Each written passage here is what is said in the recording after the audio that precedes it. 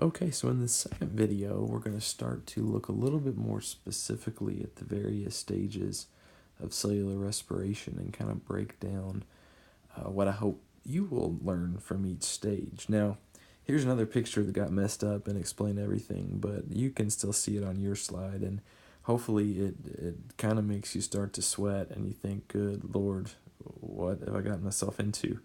But this is the second slide that I want you to make sure you note that you do not need to study, okay? This is the picture that Dr. Wong had me make for his college level textbook that he wrote. And what you see here is this first stage of cellular respiration, glycolysis.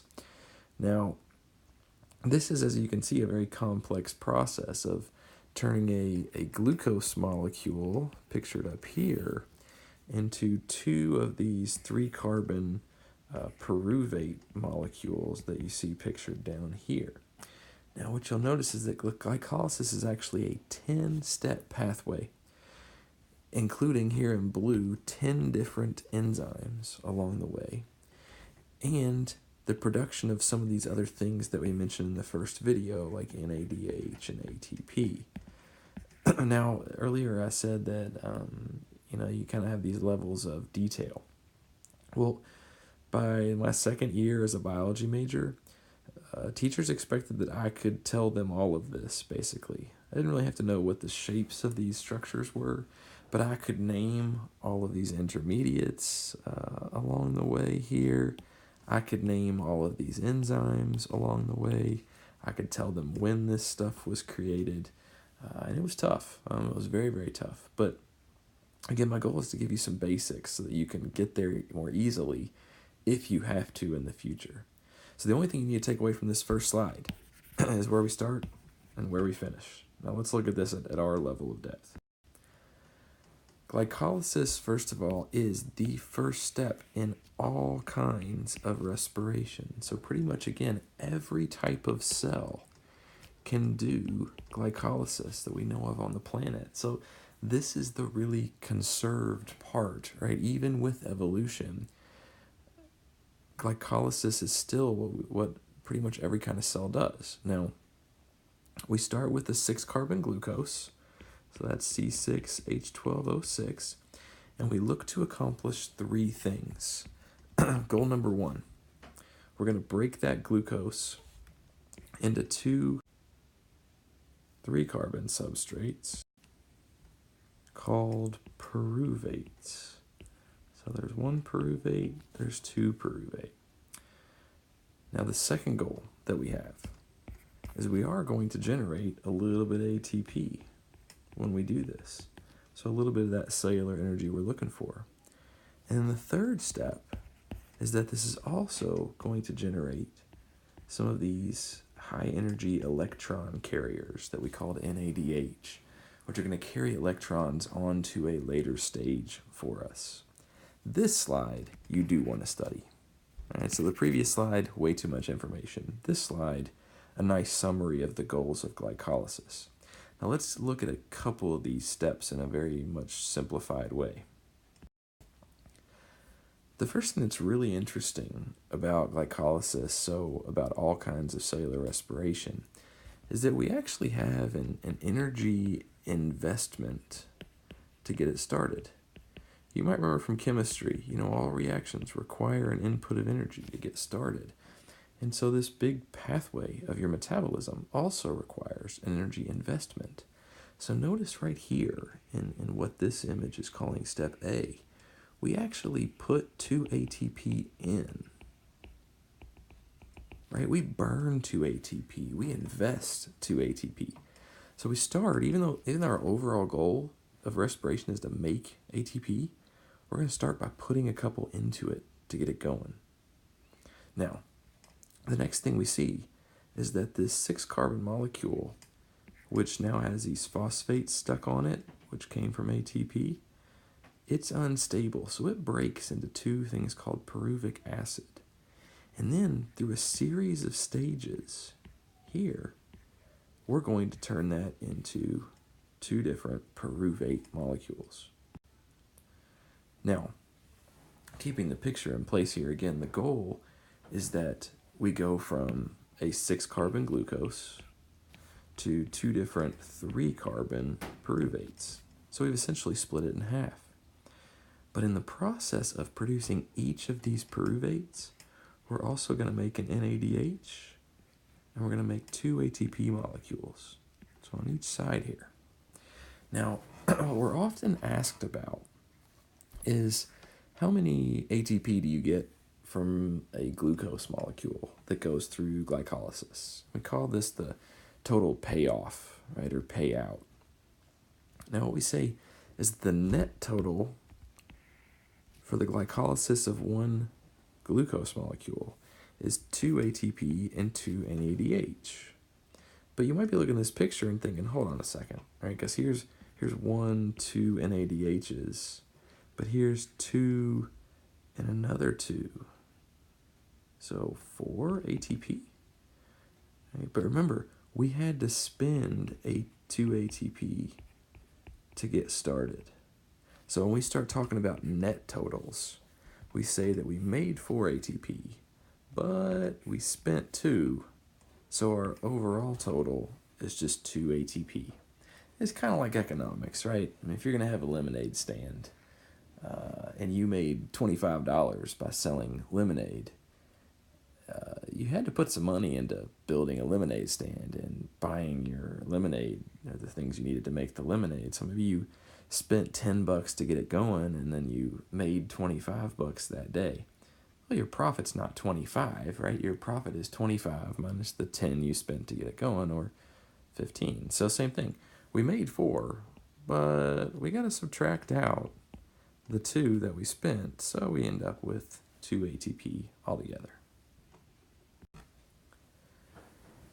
Now, after we do glycolysis, the cell has a decision to make, and that's whether it's going to send those pyruvate molecules into the Krebs cycle, right? Or if it's going to send them into fermentation.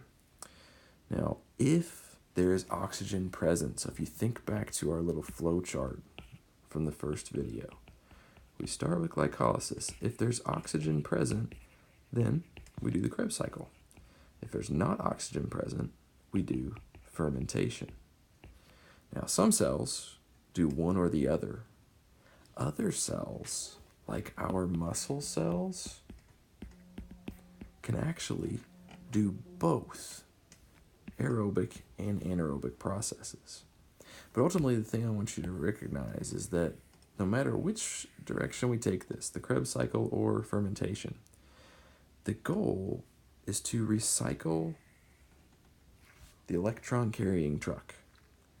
Right? The goal is to send NAD plus back to glycolysis so we can get new electrons and we can do the whole thing over again. It's going to allow us to keep making ATP, and it also is going to get rid of the pyruvate that we created during glycolysis. Now let's start with fermentation first because it's the simpler step. So if we do glycolysis, which again involves taking glucose and breaking it up into 2 pyruvate molecules.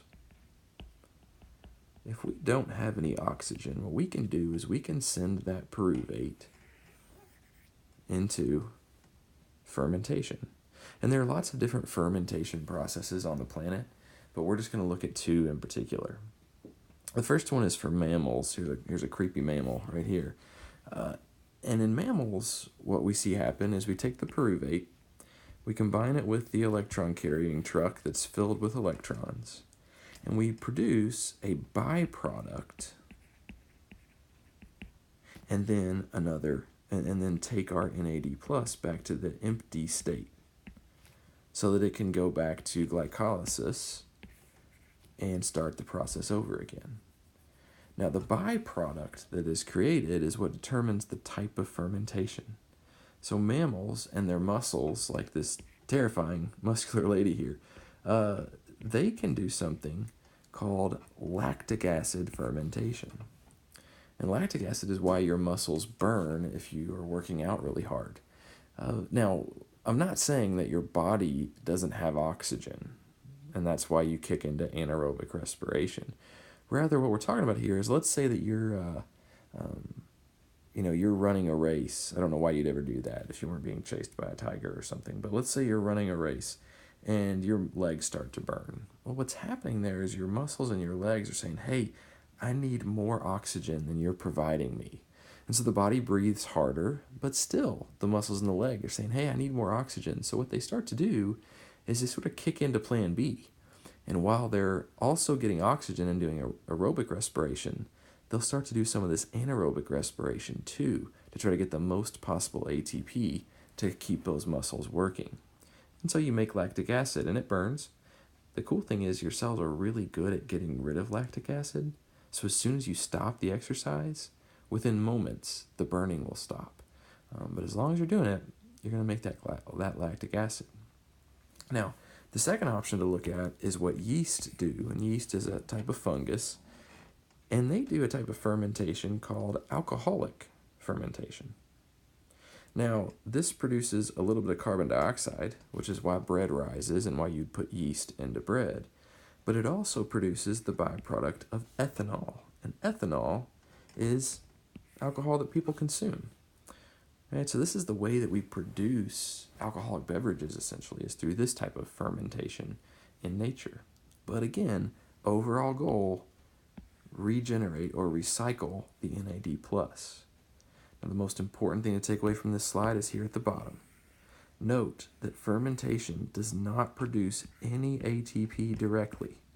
In fact, this is the only step of cellular respiration that we don't make any ATP during. And again, the ultimate goal is that we are just recycling the NADH so that we can go back and we can do glycolysis over again. Now, if you do have oxygen, you're going to go into the Krebs cycle, which is a more complicated process and is also just the second of 3 steps. So there is an additional step if we go the aerobic route as well. Now, the Krebs cycle was figured out by this guy right here named Hans Krebs. Hans Krebs was a really nice and humble guy, and he did not want it to be named after himself. So he called it the TCA cycle, or they later published papers that called this the citric acid cycle. But today, since his death and since he was a great scientist, we refer to it as the Krebs cycle. But this is totally random, and this is a kid that graduated from Mercy a few years ago named Allison Krebs, and I had her pretty well convinced in my class that she was related to Hans Krebs, which may or may not be true. I just kind of made it up. But here's another Dr. Wong picture, not to study, right? Too much going on here. But notice, again, we're talking about 9 different steps. We're talking about 9 different enzymes. And it's a very complicated process of cycling through all these different things. We are not going to learn all these different intermediates, but we are going to have to learn a couple little pieces. Now, the goal of the Krebs cycle is to complete the oxidation of glucose. So in other words, fully break it down. So in the Krebs cycle, we're going to take, we started with glucose in glycolysis and we turned it into pyruvates. And now we're going to turn those into 6 carbon dioxide molecules that you can breathe out of your body. And so that's what the Krebs cycle is going to do. It's going to take the pyruvate right here and break it down into carbon dioxide gas. But in the process, we're going to make a little bit of ATP, and we're going to make some more of those electron carriers that have those high potential energy electrons. So the first thing that has to happen is we now have to try to get this pyruvate into your mitochondria. And in order to do that, we have to convert it first into a 2-carbon molecule called acetic acid, or oftentimes just called acetate. Now, when you create that acetate, you're going to take off one of those carbons as CO2, which again, you're going to just exhale and breathe out of your body. Now, the next step is, so let me go ahead and put these back on here, right? So the CO2 is going to get breathed out. The next step is that we're going to combine acetate with something called coenzyme A to create a molecule called acetyl-CoA. And it is this acetyl-CoA that can actually enter the cyclical part of the Krebs cycle, so the part that gets repeated over and over again. Now, when we form acetyl-CoA, that's going to generate one of these NADH electron carriers. So then we go into the cyclical part, and here's what happens. Right? In the cyclical part, a 4-carbon molecule called oxaloacetate, which is a big word that I wouldn't expect you guys to memorize for later. Okay, you just might want to recognize it. But oxaloacetate combines with the 2 carbons of acetyl-CoA to form this 6-carbon molecule called citrate, or citric acid.